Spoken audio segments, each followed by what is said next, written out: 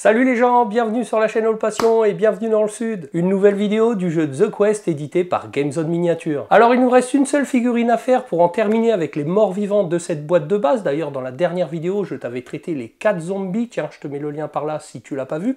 Et cette figurine, eh bien c'est tout simplement la figurine du spectre qui est contenue dans le sachet numéro 12. Alors il existe plusieurs manières d'aborder la peinture d'un spectre en figurine, et bien moi j'ai choisi d'orienter ma peinture dans les tons bleutés. Alors je n'en ai jamais fait, ça sera aussi une première pour moi et on verra ce que ça va donner. Comme d'habitude, je te montrerai tout ce que j'emploie pour effectuer la peinture de cette figurine et tu pourras retrouver les liens de tout ça dans la description de la vidéo. Et bien c'est parti pour la peinture de ce spectre.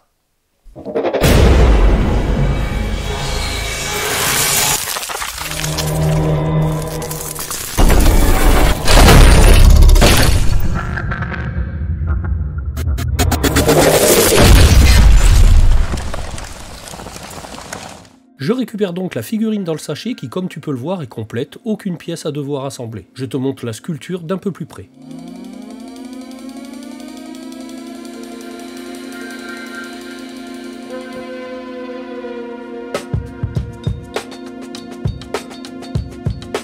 Et il n'y a pas non plus grand chose à ébarber, 2 ou 3 petits résidus de moulage seulement.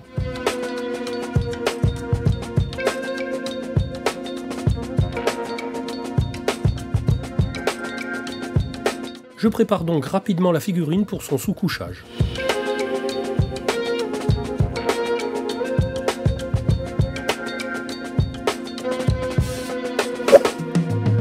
Sous-couchage que je réalise uniquement en blanc, pas de pré-ombrage, pas de zénithal, uniquement du blanc. Le but pour moi est de donner un aspect ghost de fantôme le plus possible à cette figurine. Je commence donc par appliquer cette peinture technique Nihilakh Oxide que j'utilise habituellement pour faire un effet de vert de gris oxydé sur les parties métalliques rouillées, et j'en passe sur l'entièreté de la figurine. Cela me servira de bonne base pour ce spectre. Comme ce spectre est censé sortir de sa base et avoir un aspect de ghost, de fantôme, je souhaite laisser le bas de la figurine le plus clair possible en la fonçant davantage sur le haut. Je décide donc de passer de la contraste Artemic Blue uniquement sur le haut de la figurine, puis d'utiliser du médium contraste sur sa moitié pour diluer progressivement la contraste, de sorte à réaliser un dégradé entre le bas et le haut de la figurine.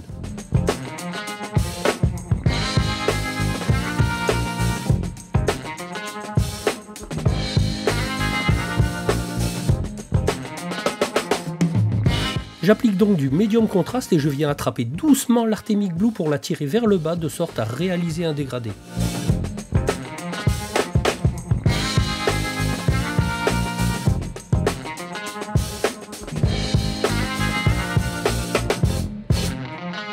Je t'invite à laisser sécher la figurine tête en bas pour que le contraste ne descende pas sur le bas et conserve l'effet recherché. Il est temps d'effectuer une première étape de brossage à sec en blanc et pour ce faire je vais utiliser cette peinture spécialement conçue pour ça de chez Green Stuff World. Je réalise donc ce premier brossage sur toute la figurine en insistant davantage sur le bas.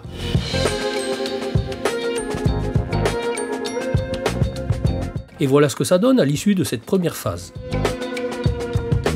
Je repasse ensuite une deuxième passe d'Artemic Blue pour foncer davantage le haut. Ça commence à être pas mal mais c'est pas encore ça. Avant de poursuivre, je décide de m'attaquer à son drapé que je veux dans une teinte violacée pour rester en harmonie. Et pour utiliser le même principe de dégradé du haut vers le bas, je n'en applique qu'en haut et je viendrai tirer la teinte doucement vers le bas avec du médium.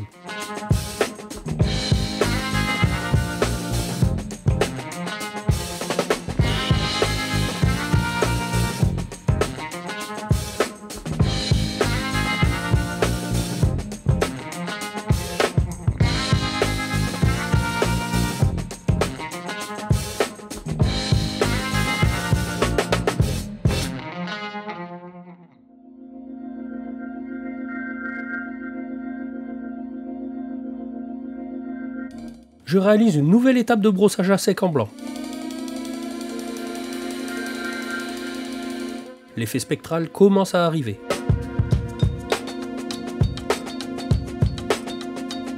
Je vais donner un côté plus punchy sur le haut avec un léger brossage en jaune.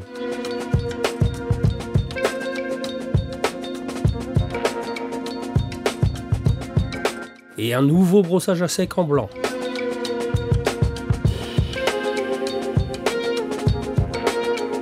Là, je trouve qu'on est pas mal. Alors je pense qu'on pourrait s'arrêter là pour la peinture d'un spectre, mais celui-ci a la particularité d'évoluer dans les couloirs, les coursives, le donjon, et de pouvoir jaillir d'un mur en pierre, et donc d'avoir une apparence un peu plus poussiéreuse et brunâtre. Donc voilà ma proposition pour obtenir cet effet et garder le côté spectre obtenu précédemment. J'applique tout simplement de manière très légère et très localisée sur le corps uniquement de ce spectre du Reikland Flesh Shade, et bien entendu toujours uniquement sur la partie haute de son corps en tirant le pinceau vers le bas, comme pour essuyer le pinceau de sorte à créer le dégradé avec ce shade.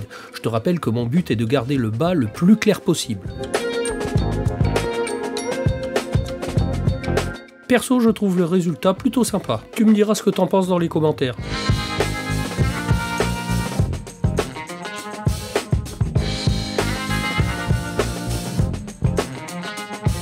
Eh bien, il est temps de coller cette figurine sur son socle et de la regarder dans la cabine à 360 degrés.